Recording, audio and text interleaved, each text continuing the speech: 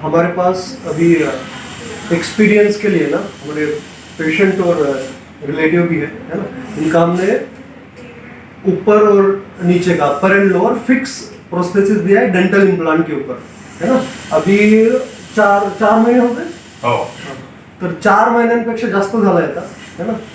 आणि त्यांचा आपण आज एक्सपिरियन्स रेकॉर्ड करतोय. ओके. तर मामा तुम्ही तुमच्याविषयी सांगा आणि तुमचा अनुभवही सांगा. तुम्ही तुमची ओळख पण सांगा. मी काशीनाथ कापसे. मी मराठवाड्यातल्या बीड जिल्ह्यातल्या अंबाजोगाईमध्ये राहतो.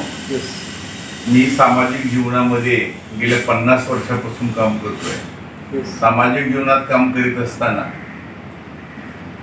अनेक वेळेस अवेळी जीवनाच्या सर्व सवयीमुळं माझी दात खराब झाली होती.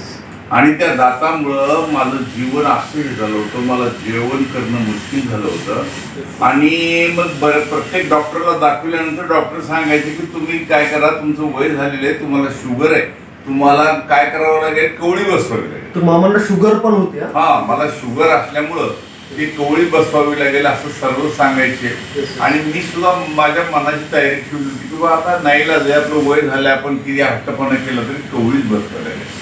पण एके दिवशी माझ्या भाचीचा मुलगा डॉक्टर सिद्धेश्वर हा मला भेटला आणि त्यानं सांगितलं की मामा मी तुमचे दात फिक्स बसवून देतो. मला थोडंसं विनोदच वाटला त्याचा बोलण्याचा. एवढे मोठमोठे डॉक्टर सांगतात की तुम्हाला कवळीच बसवावी लागेल आणि हा नवीन मुलगा हे आता डॉक्टर झालेला आणि तो म्हणतोय की तुमची दात मी फिक्स बसवतो. मी थोडंसं त्याच्यावर अविश्वास दाखविला, पण त्याच्या हट्टापायी मी पुन्हा एकदा टिटवाड्याला आलो आणि त्याच्या त्या क्लिनिकमध्ये त्यानं खरोखरच माझी दात फिक्स बसवली. आणि ते बसवण्याचा काळ सुद्धा 8 ते 10 8-9 दिवसाचा. म्हणजे त्यानं प्रथम माझे संपूर्ण दात पाडले. मला शुगर आहे हे सांगून सुद्धा तुम्हाला शुगर नाही, त्याच्या त्या आत्मबलामुळं शिक्षणामुळं मलाही वाटलं जाऊ दे, जे व्हायचं ते होईल. आणि खरोखरच त्यांनी ते दात पाडले. 2-4 दिवसाला ते प्लांट केलं. प्लांट केल्यानंतर इकडून 5-7 समोरून प्लांट केले आणि माझे दात त्यानं त्याच्यानंतर 3-4 दिवसाला फिक्स बसवले. मला वाटलं नाही की हे आपलं शक्य होईल म्हणून. माझ्या पत्नीला, माझ्या मुलांना, मुलींना सुद्धा वाटत नव्हतं की आता ह्यांना दात बसणार नाही यांना. कारण आमच्या भागामध्ये, मराठवाड्यामध्ये, मागासलेल्या मराठवाड्यामध्ये कुणीही केलेलं नाही. ते डॉक्टर सिद्धेश्वरनं केलं. त्याला मी माझ्या भागात नेऊन एक मोठं शिबिर घेऊन त्या सर्व पेशंट लोकांना याचा लाभ कसा मिळेल याचा प्रयत्न करणार आहे. थँक्यू. हो, तुमचे दात बघू द्या. पास है इधर डॉक्टर, पास है. आखरा जवळ है. पास हो, ये देखो इनके एकदम फिक्स दांत है, ऊपर नीचे के फिक्स है ना. एकदम मजबूत बन गए इनके दांत, एकदम मजबूत है. हसून दाखवा एकदम मामा. आता हसायला काय, आता हसतोय मी, चांगला हसता येईल मला. तो इस तरह से we can give treatment to the patient. बरं, आता तुम्ही त्यांच्या मुलगी आहात, तुमचं काय म्हणणं आहे? तुमचे भावनिक विचार वगैरे सगळं आम्हाला थोडं द्या. मुलीला जास्त वडिलांची काळजी असते. तशीच मला माझ्या डॅडीची खूप काळजी होती. त्यांना आंबेजोगाईला 2-3 वेळा दवाखान्यात नेलं, पण ते म्हणायचे की मला कवळीच बसवायची, मला शुगर आहे, मला काय ते फिक्स दात वगैरे होणार नाही तरी. पण मग त्यांचा म्हणजे माझ्या आत्याच्या मुलीचा मुलगा सिद्धेश्वर हा डॅडीना खूप वेळा मुंबईला बोलवायचा आणि एका निमित्ताने आम्ही आलो. आल्यानंतर त्याने डॅडीला घरी नेलं, तिथेच ठेवून घेतलं आणि त्याने त्यांच्या दाताची ट्रीटमेंट अगदी 8 ते 10 दिवसात त्यांच्या बायकोने खूप काळजी घेतली त्यांची. प्लस सिद्धेश्वरने ती दाताची ट्रीटमेंट केली आणि शक्य नव्हतं ते असं झालं की त्याचे दात सगळे बसून ते घरी आले. घरी आल्यानंतर ते अगदी सगळं छान खात आहेत.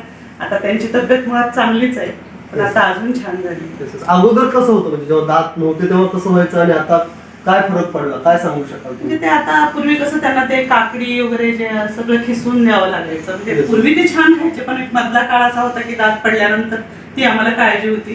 पण मग ते आता ते स्वतः सगळी काकडी, कडक वस्तू सुद्धा सगळे खातात. आम्हाला असली कसलीच काळजी राहिली नाही. ते आता त्यांची काळजी करतात. कारण त्यांचं व्यायामाचं शरीर आहे आणि ते आता पूर्वरच सगळं झालेलं आहे. ते फक्त सिद्धेश्वर आमच्या गुरूंची कृपा आहे असं म्हणू शकतो मी, है ना. प्रेमळ व्यक्तिमत्व सिद्धेश्वर. चालेल.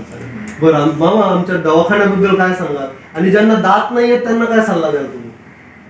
दवाखान्याबद्दल काय सांगू, दवाखाना खूप मोठा सर VIP फर्निश नाही आहे, खूप मोठा श्रीमंती दवाखाना नाही, पण या ठिकाणी जी ट्रीटमेंट सामान्यानं मिळते ती खरी श्रीमंतीची ट्रीटमेंट आहे. हे मी स्वतः अनुभवलेलं आहे. आणि अशा पद्धतीनं जर देशातल्या सर्व डॉक्टरने असा विचार केला की खरोखर आपला पेशा हा सेवाभावी पेशा आहे, पैसे कमवणं हे डॉक्टरचा उद्योग नाही, तर खरोखर पेशंटला सुद्धा न्याय मिळाला पाहिजे. आणि आमचा डॉक्टर सिद्धेश्वर त्या अर्थानं खूप प्रयत्न करतोय, मेहनत घेतोय, त्याच्या प्रयत्नाला नक्की यश येईल.